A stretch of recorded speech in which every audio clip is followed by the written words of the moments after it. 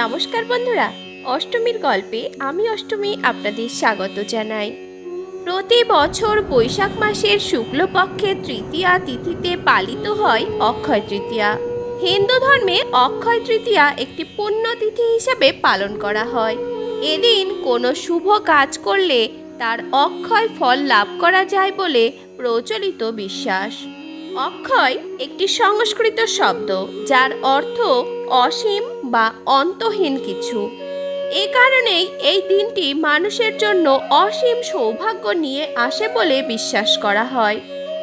এবছর অক্ষয় তৃতীয়া কবে পড়েছে? অক্ষয় তৃতীয়া দিনটি এত বিশেষ তাৎপর্যপূর্ণ কেন? কি হয়েছিল এই দিন? এই প্রশ্নগুলির উত্তর জানতে আজকের ভিডিওটি শেষ পর্যন্ত দেখুন। বন্ধুরা, ভিডিওটি ভালো লাগলে অষ্টমীর গল্প চ্যানেলটিকে সাবস্ক্রাইব করে রাখুন। চলুন বন্ধুরা, শুরু করি আজকের ভিডিও।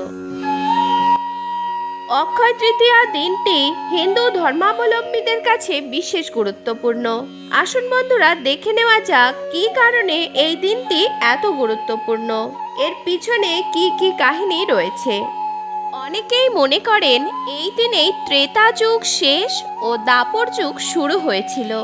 একটি যুগের সমাপ্তির জন্য এটি অত্যন্ত গুরুত্বপূর্ণ হিসেবে বিবেচিত। মহাভারত রচনার শুরু। মহাভারতকে বলা হয় পঞ্চম বেদ। অক্ষয় তৃতীয়া থেকেই মহর্ষি বেদব্যাস মহাভারত রচনা শুরু করেন। পুরাণ অনুসারে অক্ষয় তৃতীয়াতেই স্বর্গ থেকে মর্তে আসেন দেবী গঙ্গা।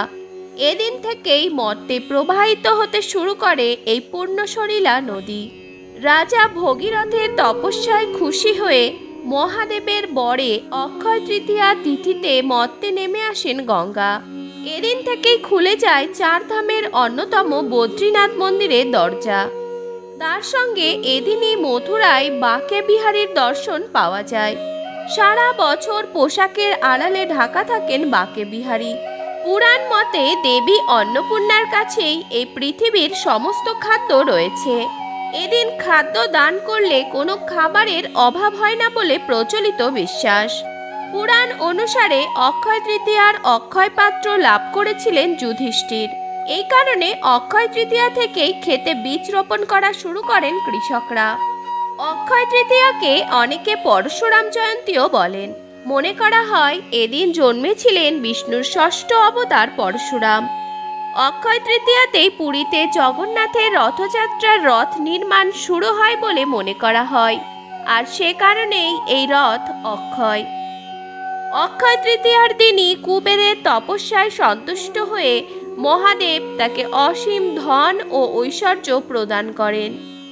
অক্ষয় তৃতীয়াতেই শ্রীকৃষ্ণের সঙ্গে দেখা হয় বাল্যসখা সুদামার। এক মুঠো চালের বিনিময়ে সুদামার সব দুঃখ কষ্ট মোচন করেন শ্রীকৃষ্ণ। 1431 সালে অক্ষয় তৃতীয়া পালিত হবে 27শে বৈশাখ 1431 শুক্রবার, অর্থাৎ ইংরাজির 10ই মে 2024।